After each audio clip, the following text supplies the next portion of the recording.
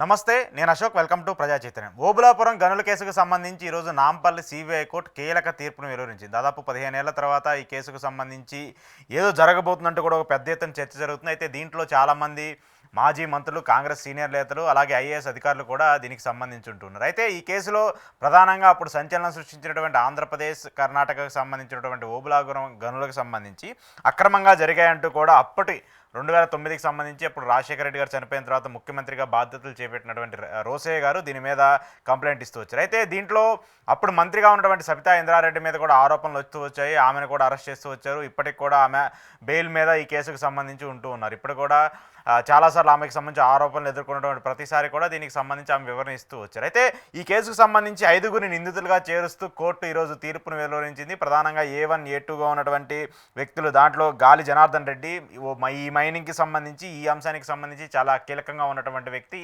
ఆయనకు కూడా శిక్ష ఖరారు చేస్తూ వచ్చింది. అయితే అనూహ్యంగా ఈ కేసుకు సంబంధించి అంటే ఇప్పుడు ఏదైతే ఆరోపణలు మోపబడుతూ ఆరోపణలు ఎదుర్కొంటూ ఉన్నటువంటి మాజీ మంత్రి సబితా ఇంద్రారెడ్డి కావచ్చు, అలాగే అప్పుడు మైనింగ్ సెక్రటరీగా ఉన్నట్టు ASS కృపానందం కావచ్చు, వీళ్ళిద్దరికి సంబంధించుకోవచ్చు క్లీన్ చిట్ ఇస్తూ కూడా కోర్టు తీర్పునైతే వెలువరించింది. అయితే ఈ కేసుకు సంబంధించి ఎవరికైతే శిక్షణ వేశారో ఆ శిక్షణకు సంబంధించి సిబిఐ తీర్పును కూడా సవాలు చేస్తూ సుప్రీంకోర్టుకు వెళ్లే పరిస్థితులు కూడా కనిపిస్తున్నాయి. అయితే ఈ అంశానికి సంబంధించి ప్రధానంగా మనం చెప్పుకోవాల్సింది ఏపీ రాజకీయాలకు సంబంధించి ప్రస్తుతం వైసీపీ అధినేత జగన్మోహన్ రెడ్డికి సంబంధించి గతంలో ఓబులాపురం మైనింగ్కి సంబంధించి ఆయన పేరు కూడా ఉంది, ఆయన కూడా దీని వెనకాల ఉన్నారంటూ కూడా పెద్ద ఎత్తున టీడీపీకి సంబంధించిన వ్యక్తులు కావచ్చు, టీడీపీకి సంబంధించిన మీడియా కూడా విస్తృతంగా ప్రచారాలు చేస్తూ వచ్చింది. అప్పుడు అరెస్ట్ అయినటువంటి గాలి జనార్దన్ రెడ్డికి సంబంధించి గాలి జనార్దన్ రెడ్డి అరెస్ట్ అయ్యాడు కాబట్టి ఆ తర్వాత జగన్మోహన్ రెడ్డి కూడా వివిధ ఈడీ కేసుల్లో ఆయన కూడా అరెస్ట్ చేస్తూ వచ్చినటువంటి పరిస్థితులు కూడా మనం చూస్తూ వచ్చాం. ఈ నేపథ్యంలో గాలి జనార్దన్ రెడ్డికి, జగన్మోహన్ రెడ్డికి ఇద్దరికి కూడా లింక్ పెడుతూ ఇద్దరిని కూడా కలుపుతూ కూడా చాలాసార్లు రాజకీయ పరంగా కూడా ఎవరికి వాళ్ళు విమర్శలు చేస్తూ వచ్చారు. దాంతోపాటు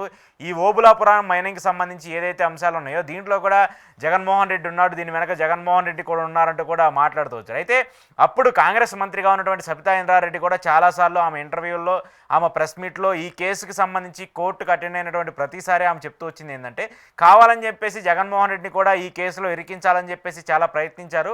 అప్పుడు జగన్మోహన్ రెడ్డి మీద కక్ష తీర్చుకోవడం కోసం అప్పుడు కాంగ్రెస్ పార్టీ ఇలాంటి ఆరోపణలు చాలా చేస్తూ వచ్చిందంటూ కూడా సబితా ఇంద్రారెడ్డి చెప్తూ వచ్చారు. సో ఈ అంశాలన్నీ చూసుకున్నప్పుడు 15 ఏళ్ల తర్వాత వెలువడినటువంటి ఈ తీర్పుకు సంబంధించి సబితా ఇంద్రారెడ్డికి క్లీన్ చిట్ వచ్చింది, అలాగే అప్పుడు ఐఏఎస్గా ఉన్నటువంటి కృపానందకి క్లీన్ చిట్ ఇచ్చింది. అలాగే ఈ అంశానికి సంబంధించి ఎవరైతే ఆరోపణలు ఉన్నారో లేదంటే జగన్మోహన్ రెడ్డికి సంబంధించి ఆయన హస్తం కూడా ఉందని చెప్పేసి ఎవరైతే ఆరోపణలు చేస్తున్నారో ఒక విధంగా చెప్పాలంటే జగన్మోహన్ రెడ్డికి కూడా ఈ కేసుకు సంబంధించి ఒక క్లీన్ చిట్ ఇచ్చిందనే మనం చెప్పుకోవాలి. ఎందుకంటే ఈ కేసుకి ఆయనకి ఎలాంటి సంబంధం లేదంటూనే మనం ఇప్పుడు కన్ఫర్మ్ చేసుకోవచ్చు. సో ఈ కేసుకి సంబంధించి ఎవరైతే ఆరోపణలు ఎదుర్కొంటున్నారో వాళ్ళకి మాత్రము కోర్టు అయితే శిక్షణ ఖరారు చేస్తూ వచ్చింది. సో ఈ అంశానికి సంబంధించి మాట్లాడదాం. ఎందుకంటే ఈ అంశానికి సంబంధించి ఇప్పుడు ఈ కేసుకు సంబంధించి సిబిఐ కేసుకు సంబంధించి కోర్టు తీర్పు వెలువరించిన నేపథ్యంలో జగన్మోహన్ రెడ్డికి సంబంధించి ఆల్రెడీ ఆయన మీద కూడా చాలా కేసులు ఉన్నాయి. ఆ కేసులకు సంబంధించి ఈ కేసులకు సంబంధించి ఏమన్నా మార్పులు చేర్పులు ఉంటాయా, ఆయన మీద ఉన్నటువంటి ఈడీ కేసులకు సంబంధించిన సంబంధాలు ఏంటి, ఈ అంశం గురించి ఈరోజు ఇంటర్వ్యూలో మాట్లాడదాం. ఇంటర్వ్యూలో నాతో పాటు పార్టిసిపేట్ చేస్తున్నారు అనలిస్ట్ పురుషోత్తం రెడ్డి గారు. పురుషోత్తం రెడ్డి గారు నమస్తే.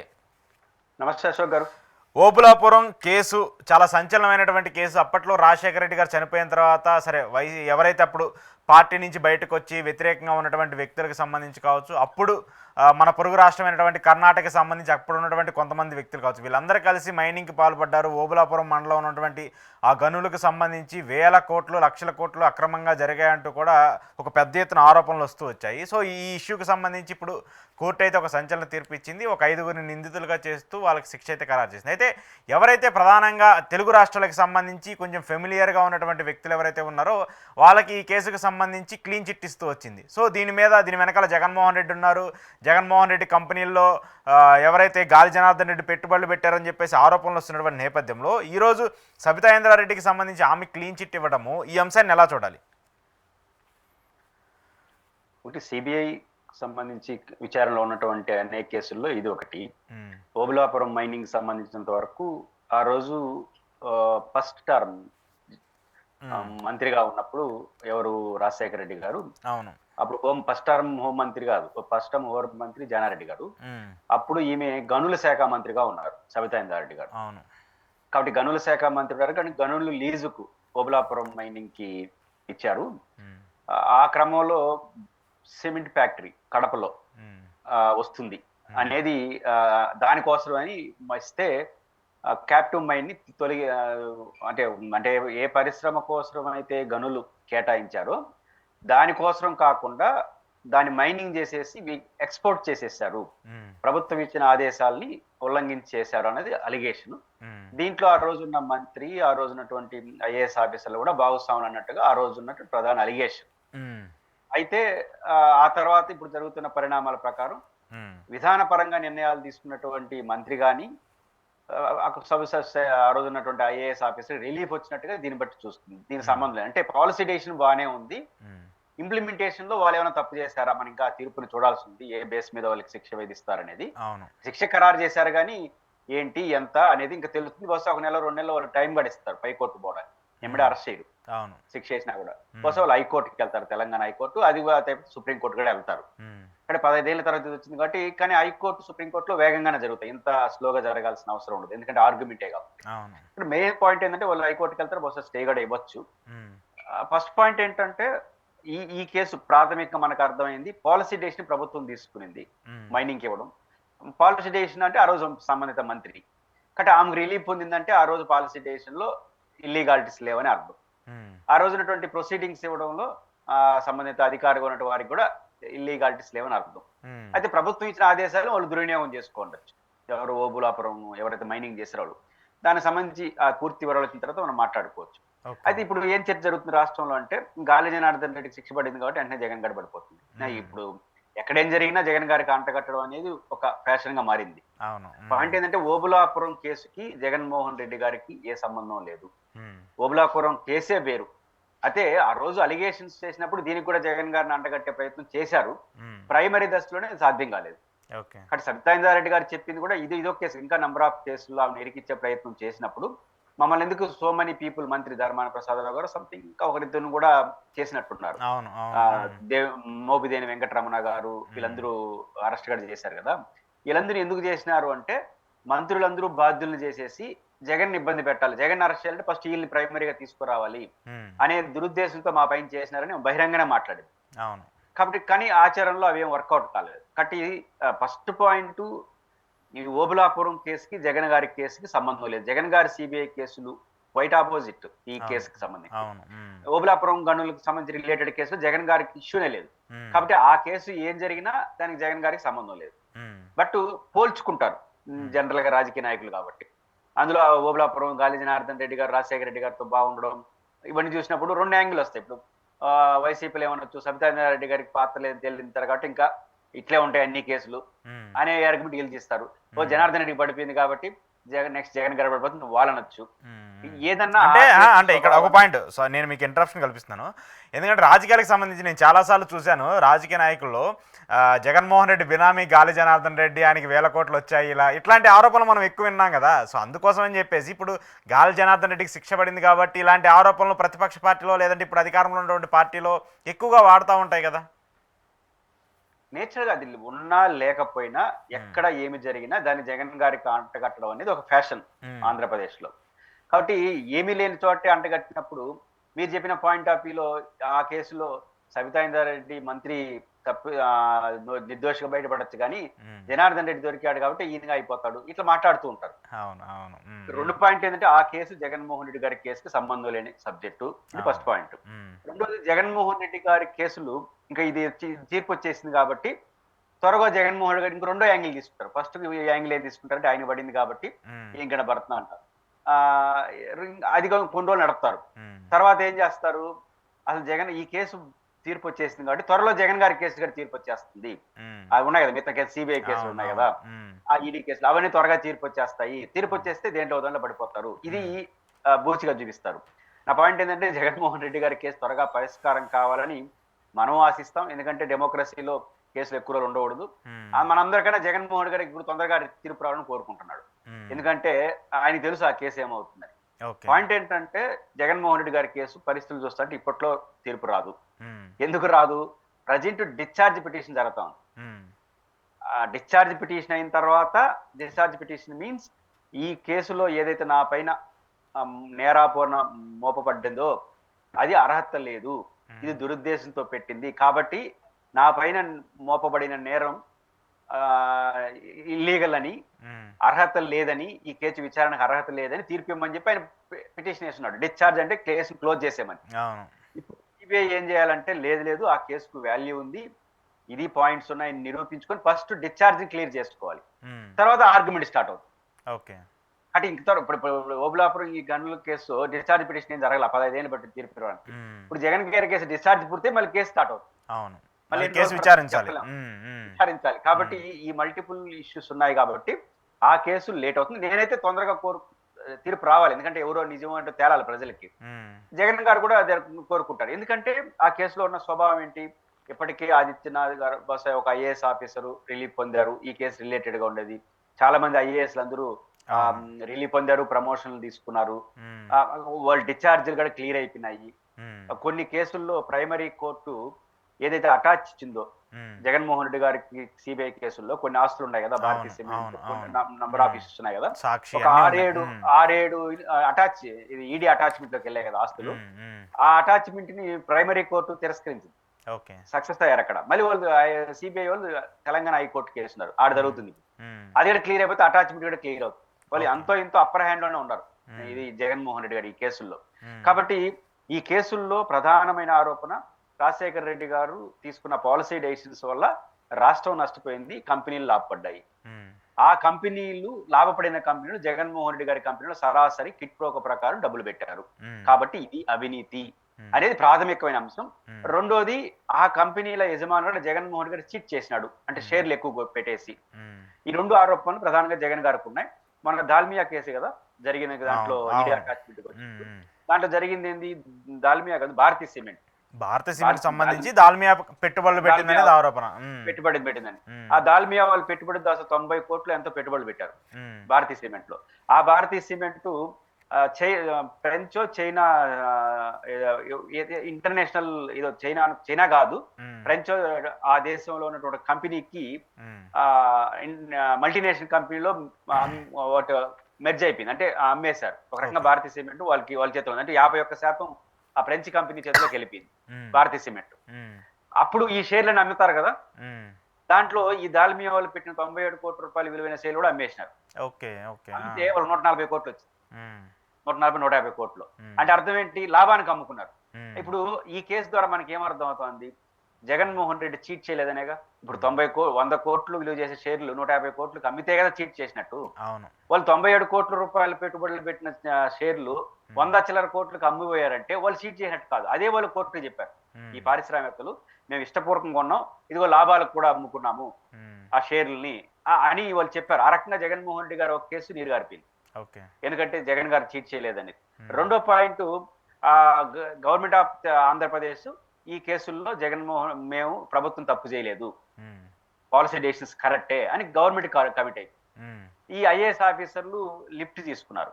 ఓకే. కాబట్టి ఇవన్నీ జరిగాయి కాబట్టి జగన్మోహన్ రెడ్డి గారి కేసు కూడా నిలబడదు అనేది ఒక అసెస్మెంట్. ఉమ్, బట్ అసెస్మెంట్ ఒక యాంగిల్. ఉమ్, రెండో యాంగిల్ ఏంటంటే నిజంగా ఏదైనా దీంట్లో ఇప్పుడు జగన్మోహన్ రెడ్డి గారు రాష్ట్రం అరెస్ట్ చేస్తారంటే చర్చ జరుగుతుంది కదా. ఉమ్, ఇంత విగరస్ గా చూస్తున్న ప్రభుత్వం ఏ చిన్న అవకాశం ఉన్నప్పుడు ఇంప్లిమెంటేషన్ ఏదా ఆంధ్రప్రదేశ్ ప్రభుత్వం ఈ కేసులో? ఇప్పుడు సిబిఐ ఈ డిశ్చార్జ్ పిటిషన్ యాక్సెప్ట్ చేయొద్దండి అని రాష్ట్ర ప్రభుత్వం అఫీషియల్ గా వెళ్ళి ఉంటుంది కదా, తెలుగుదేశం ప్రభుత్వం ఉండేది ఇక్కడ. ఉమ్, ఉమ్, కాబట్టి వెళ్ళలేదంటే దాంట్లో పాయింట్ లేదని అర్థం.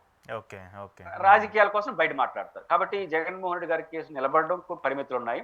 ఉమ్, ఒకరు నిలబడుతున్నా లేదా పక్కన పెడితే డిశ్చార్జ్ పిటిషన్ క్లియర్ అయిన తర్వాత మెయిన్ పిటిషన్ వస్తుంది. కాబట్టి ఇంకా టైం పడుతుంది జగన్ గారి కేసు. ఉమ్, కాబట్టి ఓబులాపురం కేసుకి జగన్మోహన్ రెడ్డి గారి కేసులకి ఏమాత్రం సంబంధం లేదు. దాంట్లో జరిగిన పరిణామాల ఆధారంగా జగన్మోహన్ రెడ్డి గారి కేసుల్ని విశ్లేషించడం కానీ అర్థం లేని చర్య అవుతుంది. మనకు జరుగుతున్న ట్రాక్ రికార్డ్ మొత్తం చూసినప్పుడు జగన్ గారి కేసు నిలబడకపోవచ్చు అని ఒక అసెస్మెంట్. ఓకే. ఓకే. ఓకే. సరే, ఈ కేసుకు సంబంధించి ఒక విధంగా చెప్పాలంటే జగన్మోహన్ రెడ్డికి సంబంధించి ఒక విధంగా ఆయన లేకపోయినా కూడా ఆరోపణలు ఎదుర్కొన్నాడు కాబట్టి ఇన్ని రోజులు ఒక క్లీన్ చిట్ వచ్చినట్టే మనం చూడొచ్చు. ఇంకొక అంశం సార్, సరే జగన్మోహన్ రెడ్డికి సంబంధించిన ఇష్యూ వస్తుంది కాబట్టి ఈ కేసులో అయిపోయింది. మళ్ళీ ఏపీ ప్రభుత్వానికి సంబంధించి ఆయన ఆ కేసులో ఉన్నాడో లేదో తెలియదు కానీ ఆయన మీద ప్రధానంగా వస్తుంది లిక్కర్కి సంబంధించిన అంశము. ఆ లిక్కర్కి సంబంధించిన అంశానికి సంబంధించి ఇప్పటికే చాలామంది విజయసాయి రెడ్డి, కసిరెడ్డి, సజ్జల శ్రీధర్ రెడ్డి ఇలా ఒక్కొక్కరిని అరెస్టులు చేయడము లేదంటే వాళ్ళని విచారణలు చేయించడము. ఇప్పుడు కొత్తగా జగన్మోహన్ రెడ్డి చుట్టూరు ఉన్నటువంటి 2-3 ప్రధాన వ్యక్తులను కూడా అరెస్ట్ చేయాలని చెప్పేసి ఆరోపణలకు సంబంధించి విచారణకు రావాలని చెప్పేసి కోర్టు సిట్టు కోరటము, దానికి వాళ్ళు సుప్రీంకోర్టుకి హైకోర్టుకి వెళ్ళటము, ఇట్లాంటి పరిణామాలన్నీ చూస్తున్నప్పుడు ఏం జరుగుతుంది, ఎందుకు ఇంతగా టార్గెట్ జరుగుతుంది? నిజంగానే లిక్కర్ కేసులో స్కామ్ జరిగిందా? అంటే స్కామ్ జరిగిందా లేదనేది ప్రభుత్వం అఫిడేట్ అంటే ఎఫ్ఐఆర్ నమోదు చేసిన తర్వాత అర్థం కాదు. ఇప్పుడంతా విచారణ దశలోనే ఉంది. అలా ఎప్పుడో విచారణ ఎప్పుడు కూడా అనుమానం పైన జరుగుతుంది. అనుమానం వాళ్ళకు ఉన్నటువంటి ప్రాథమిక ఏదన్నా ఎవిడెన్స్ ఉన్నాయో లేదు మనకు తెలియదు. వాళ్ళ ఎవిడెన్స్ ఏంటో మనకు తెలియదు. కానీ వరుస క్రమంలో కీలకమైన వ్యక్తుల్ని విచారిస్తున్నారు. మిథున్ రెడ్డి గారిని విచారించారు, విజయసాయి రెడ్డి గారిని విచారించారు, కసిరెడ్డి గారిని అరెస్ట్ చేసినట్టున్నారు. సజ్జలుగా రెడ్డి గారు ఎవరో నంద్యాలకు సంబంధించిన ఒక ఆయన అరెస్ట్ చేసినట్టున్నారు. కానీ కీలకమైన ధనంజయ మన పెద్దిరెడ్డి మిథున్ రెడ్డి గారిని కానీ విజయసాయి రెడ్డి గారిని విచారణ పిలిచి పంపించారు. మళ్ళీ విచారిస్తారు. కాన్ఫిడెంటల్ గా పెద్దిరెడ్డి మిథున్ రెడ్డి గారు మా పైన ఇది రాజకీయ కక్ష, దీన్ని మేము ఎదుర్కొంటామని ఓపెన్ గానే మాట్లాడుతున్నాడు. అయితే ఇప్పుడు అనూహ్యంగా జగన్మోహన్ రెడ్డి గారికి వీళ్ళందరూ కీలకమైన విజయసాయి రెడ్డి గారి పార్టీ నుంచి వెళ్ళిపోయినా మొన్నటి వరకు ఆయన కీలకమైన వ్యక్తే కదా విజయసాయి రెడ్డి గారిని విచారణ పిలవడం, మిథున్ రెడ్డి గారిని విచారణ పిలవడం. ఇప్పుడు ధనంజయ రెడ్డి గారిని కృష్ణమోహన్ రెడ్డి గారు అప్పుడు ఓఎస్డి జగన్మోహన్ రెడ్డి గారి దగ్గర, అదే విధంగా మన ధనంజయ రెడ్డి గారు సీఎం పర్సనల్ సెక్రటరీ 5 years పాటు వారు ఉన్నారు. ఐఏఎస్ రిటైర్ అయిపోయారు. మే నెలలో రిటైర్ అయిపోయినాడు. కృష్ణమోహన్ రెడ్డి గారు ఆల్రెడీ రిటైర్డ్ పర్సన్, సర్వీస్ లో లేరు కానీ ఓఎస్డీగా సెక్రటరీగా ఉన్నారు. కాబట్టి వీళ్ళు సీఎంఓలు ఉన్నారు కాబట్టి వీళ్ళకి లింక్ ఉంది. ఈ మొత్తం కేసు అంటే జగన్ కి లింక్ ఉందనే పెట్టే ప్రయత్నాలు జరుగుతున్నాయి. ఈ క్రమంలో జరిగింది ఏంటి, ధనంజయ రెడ్డి గారు అండ్ కృష్ణమోహన్ రెడ్డి గారు బహుశా హైకోర్టులో పిటిషన్ వేశారు. ఇప్పుడు సుప్రీంకోర్టులో జరిగింది ఏంటంటే కొన్ని పత్రికలు ఏం రాశాయంటే సుప్రీంకోర్టులో కూడా ఊరట లభించలేదు ధనంజయ రెడ్డి కృష్ణమోహన్ రెడ్డికి అనే ఒక చర్చ నడుస్తోంది. నా పాయింట్ ఏంటంటే ధనంజయ రెడ్డి గారు కృష్ణమోహన్ రెడ్డి బహుశా హైకోర్టులో పిటిషన్ వేశారు. వాళ్ళు విచారణ జరుపుతున్నారు అంటే ప్రొటెక్షన్ కోసం. అయితే ఇది జరుగుతుండగా వాళ్ళు సుప్రీంకోర్టుకి వెళ్ళారు. అందులో సుప్రీంకోర్టు చేసిన వ్యాఖ్య ఏంటంటే వాయిదా వేసింది తమ అభిప్రాయం చెప్పకుండా, తమ డెసిషన్ చెప్పకుండా. అట్ ద సేమ్ టైం చేసేటప్పుడు హైకోర్టులో కూడా ఇది కేసు నడుస్తుంది కదా అనే కామెంట్ చేసింది. కాబట్టి రేపు హైకోర్టులోనే పోయి తెలుసుకోమని చెప్పి చెప్తుందా సుప్రీంకోర్టు? వాళ్ళు పెద్దిరెడ్డి మిథున్ రెడ్డి గారి లాగా మీరు విచారించమని 42 నోటీస్ ఇవ్వమని చెప్పి అంతవరకు ఎలాంటి చర్య తీసుకోవద్దని ఇస్తుందా అనేది వేచి చూడాలి. కాబట్టి హైకోర్టులో ఉంది కాబట్టి సుప్రీంకోర్టు తొందరగా డెసిషన్ తీసుకోలేదు, వాయిదా వేస్తుంది. కాబట్టి ఆ మాట చెప్పింది కూడా. కాబట్టి హైకోర్టులో ఏం జరుగుతుందనే దాన్ని బట్టి సుప్రీంకోర్టు లేవచ్చు, లేదా మధ్యాంతరంగా విచారణ వద్దని చెప్పి మాత్రం కోర్టు చెప్పదు. విచారణ సహకరించమంటుంది, విచారణ చేయమంటుంది.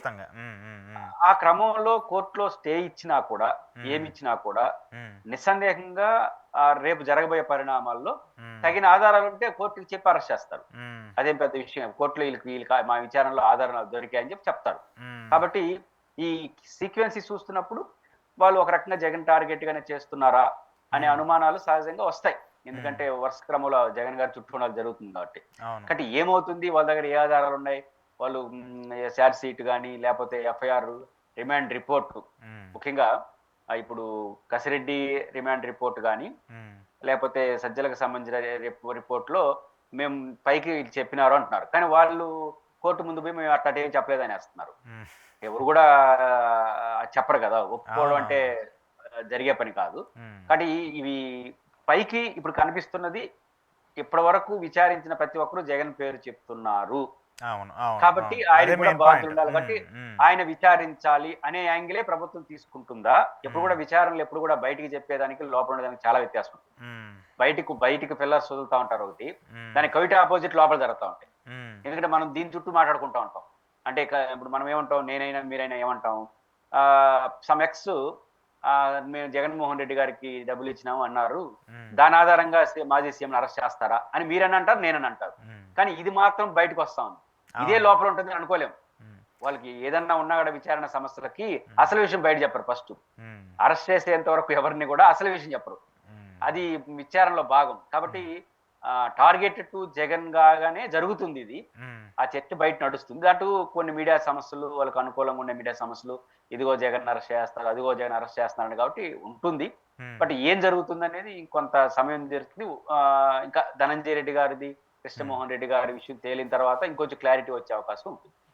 ఖచ్చితంగా ఒకవేళ ప్రభుత్వం చేయాలి అనుకుంటే మరి అది సరే కేసు నిలుస్తుందా నిలవదా అనేది పక్కన పెట్టిస్తే వాళ్ళు చేయాలి వాంటెడ్గా చేయాలనుకుంటే చేయొచ్చు కదా. ఇప్పుడు దానికి సంబంధించి మనం చూస్తున్నాం కదా, ప్రభుత్వానికి సంబంధించి కొన్ని అరెస్టులు కావచ్చు, వాళ్ళ మీద పెట్టేటువంటి ఇల్లీగల్ కేసులు కావచ్చు, ఇవన్నీ కూడా మనం చూస్తూ ఉన్నాం కదా. మళ్ళీ తిరిగి కోర్టులకు వెళ్ళి కోర్టులకి సమాధానాలు చెప్పుకోలేక కోర్టులు మళ్ళీ వాళ్ళని తిట్టడమో చివాట్లు పెట్టడమో వచ్చే పరిస్థితులు అయితే మనకు అనిపిస్తున్నాయి. బేసిక్ గా ఇప్పుడు 16 నెలలు జైల్లో పెట్టారు జగన్ గారిని. ఇప్పుడు మీరు మీరు ఇంతకుముందు జరిగిన ఇంటర్వ్యూలో నేను చెప్పాను, ఆ కేసు నిలబడకపోవచ్చు అన్నాను. నిలబడపోయిన 16 నెలలు అయితే అనిపించినాడుగా, ఇబ్బంది పడ్డాడుగా. కాబట్టి రాజకీయంగా కేసులు వస్తున్నాయి.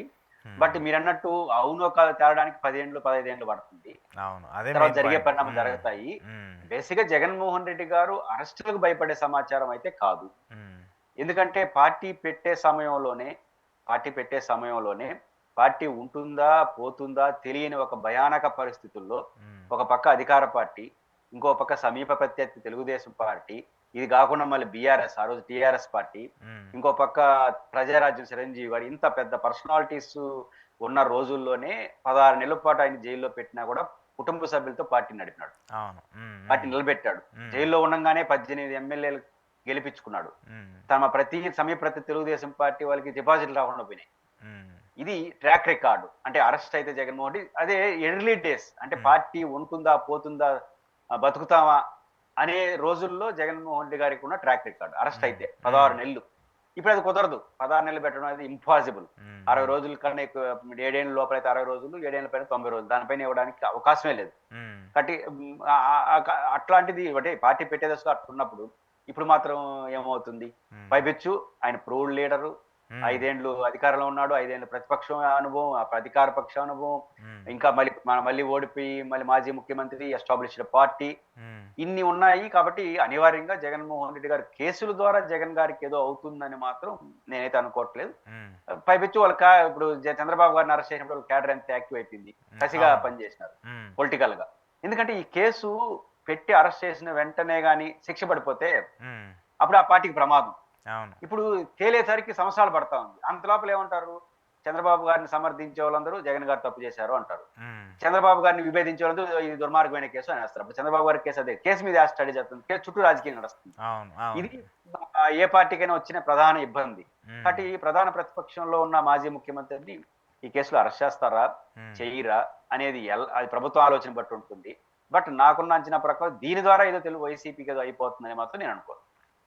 చూడాలి సార్. కానీ ఎందుకంటే చాలా ప్రతిదానికి ఒక లింక్ లైన్ లాగా అన్నీ కలిసి ఉన్నాయి కాబట్టి ఏది ఒకటి జరిగినా కూడా మార్పులు అయితే జరుగుతుంటాయి. Thank you sir, thank you very much Purushottam Reddy గారు.